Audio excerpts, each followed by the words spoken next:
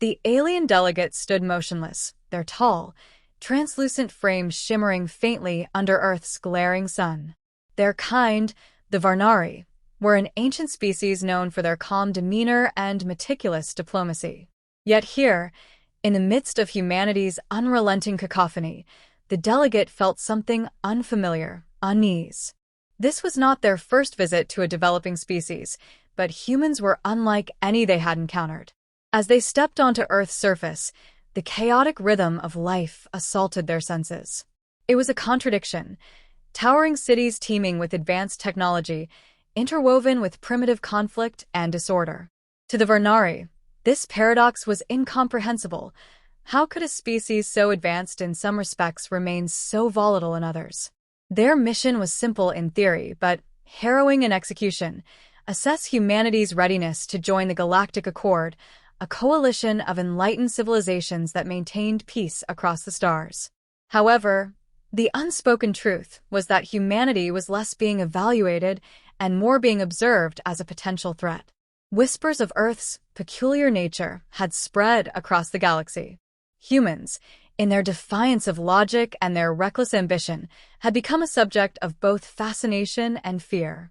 The delegate's thoughts drifted to the words of an elder Varnari diplomat, spoken with a gravity that lingered. Humans are the wildfire of the galaxy. Contain them, guide them, but never, under any circumstance, provoke them.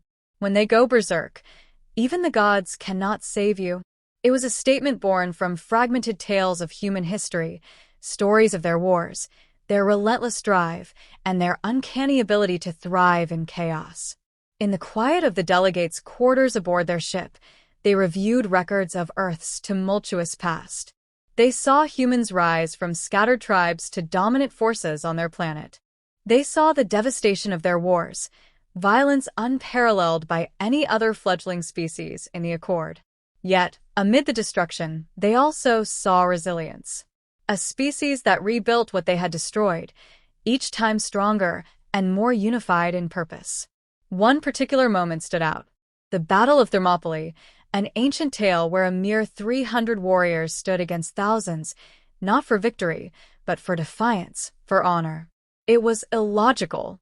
It was reckless. It was profoundly human. Such stories were not unique to Earth. They were its essence. Humanity did not merely adapt to challenges. They embraced them, thrived on them. As the delegate prepared for the first meeting with Earth's leaders, they could not suppress a lingering question. Why had the Accord allowed humanity to remain untouched for so long? Was it because of their backwater status? Or was it something deeper, a recognition that interference might ignite the very wildfire they sought to avoid? The delegate had seen civilizations crumble under the weight of their flaws. Yet, here was a species whose flaws were also their greatest strengths. A species that, in its unpredictability, posed a question that the galaxy could not answer. What happens when humanity reaches for the stars? The air inside the conference chamber was thick with tension. Human leaders, draped in their symbolic uniforms, sat across from the alien delegate with expressions that were a mix of curiosity and defiance. The delegate's translucent eyes flickered slightly, a subtle indication of their unease. The conversation was not proceeding as planned. "I come bearing a warning," the delegate began, their voice smooth and resonant, amplified by a translator device. The Galactic Accord faces a threat beyond comprehension. A rogue entity, once thought to be a myth, has resurfaced.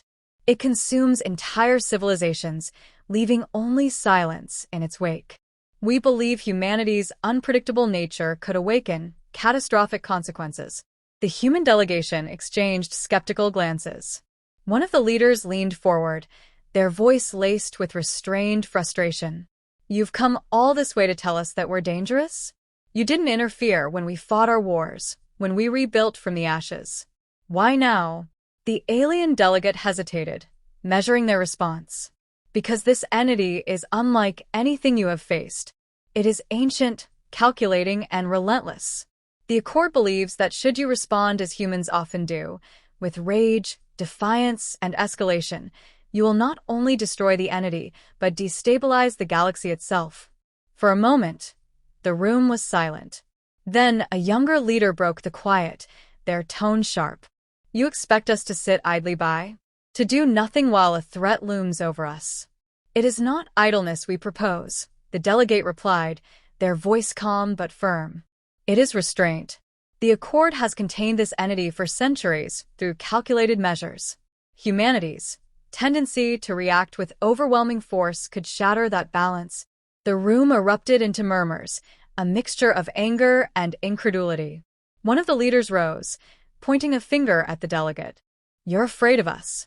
That's what this is. You fear what we'll do, because you can't predict it.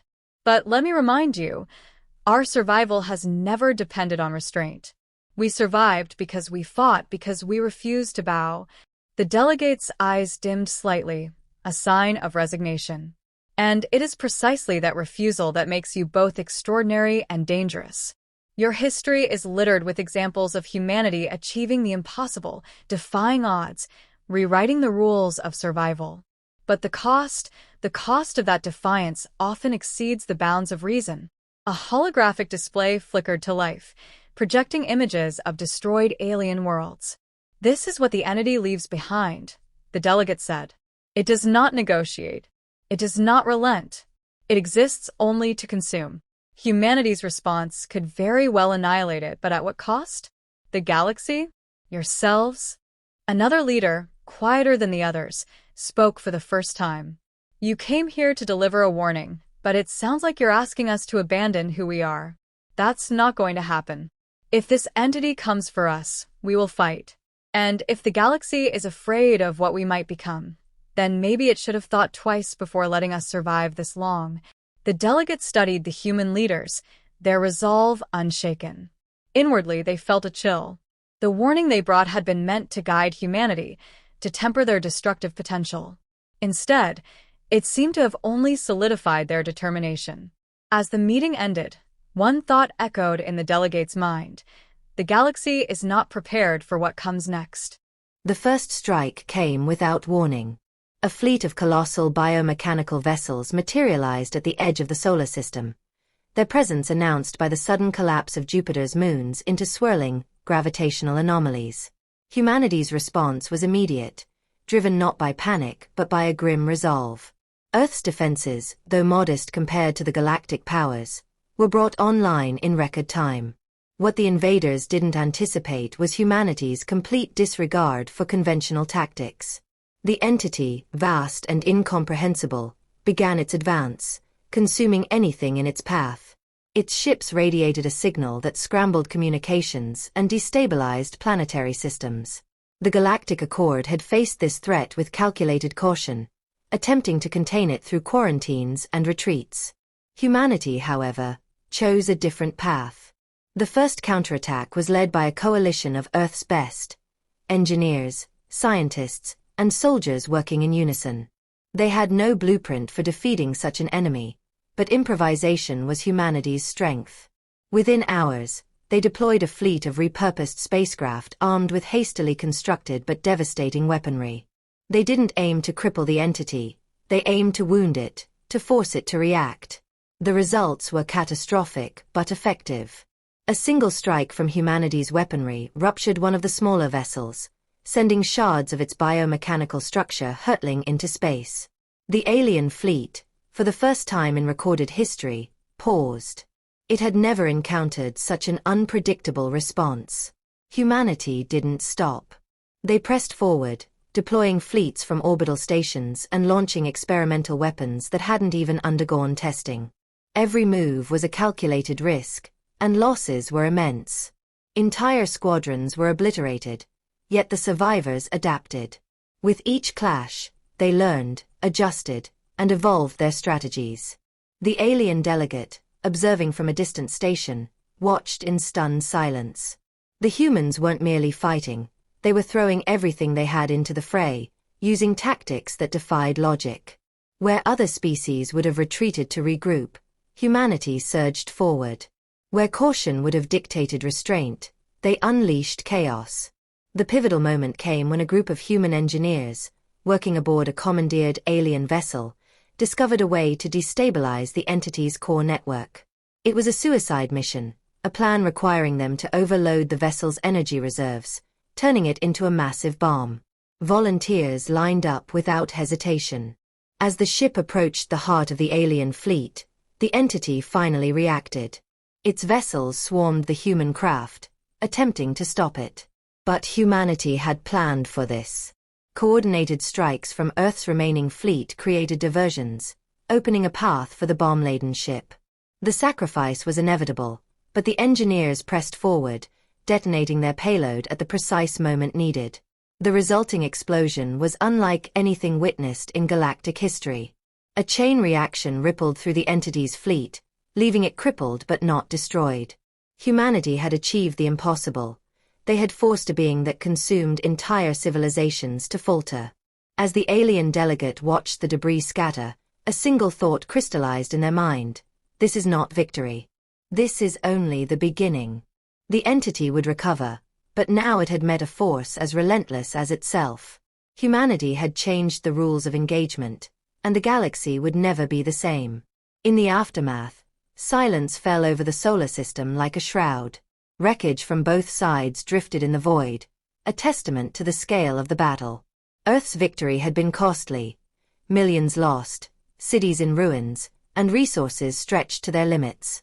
But humanity endured, as they always had.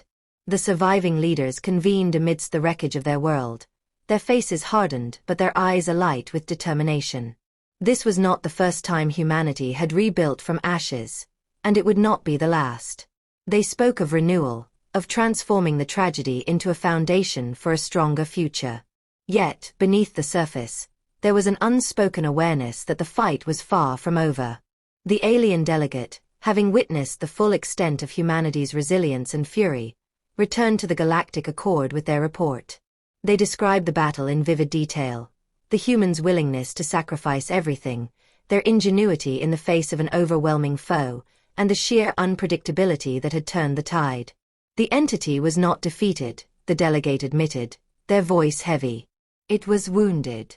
Humanity has shown that they can match even the gods in battle, but their method of victory comes at a price. They do not calculate cost as we do. For them, survival is worth any loss, any destruction. This is both their greatest strength and their most dangerous quality. The Accord's council members listened in uneasy silence. For eons, they had maintained stability through balance and caution. Humanity, in a single confrontation, had shattered that balance. The council members exchanged concerned glances. If humanity could force a being like the entity into retreat, what might they do to the Accord itself if provoked? Back on Earth, the mood was somber yet defiant. Engineers and scientists worked tirelessly to analyze the wreckage of the entity's fleet, seeking ways to prepare for its inevitable return. Civilians banded together, rebuilding what had been lost. The spirit of humanity was unbroken, their resolve only strengthened by the ordeal. One moment, however, stood out amidst the chaos. A speech from one of Earth's leaders, broadcast across the globe and intercepted by the Accord's monitors, encapsulated the essence of humanity's mindset. We have been underestimated since the moment we took our first steps. The galaxy sees us as reckless, chaotic, dangerous, and they're right. We are all those things, but we are also more. We are builders, dreamers, and survivors. If they fear us, let them. Fear is better than indifference. And if this entity thinks it can return to finish what it started, it will find us ready. We are not invincible, but we will never yield. We will never break. The alien delegate recorded these words with a mixture of admiration and dread. The report to the council concluded with a chilling observation. Humanity has shown that they can destroy even the invincible. But they do not fight to win, they fight to endure, to ensure their enemies are left with no path forward. If we treat them as we do other species, we will fail. Humanity cannot be guided, nor can they be controlled. They are the wildfire that burns brighter with every attempt to extinguish it. The galaxy must learn to coexist with this fire, or it will be consumed by it. And so, the delegate left Earth with their message delivered. The Galactic Accord now stood at a crossroads, grappling with a realization they could no longer ignore. Humanity was not a threat to be eliminated. They were a force to be reckoned with, a paradox that defied every rule the galaxy had known. The question now was not whether humanity would survive, but whether the galaxy could survive humanity.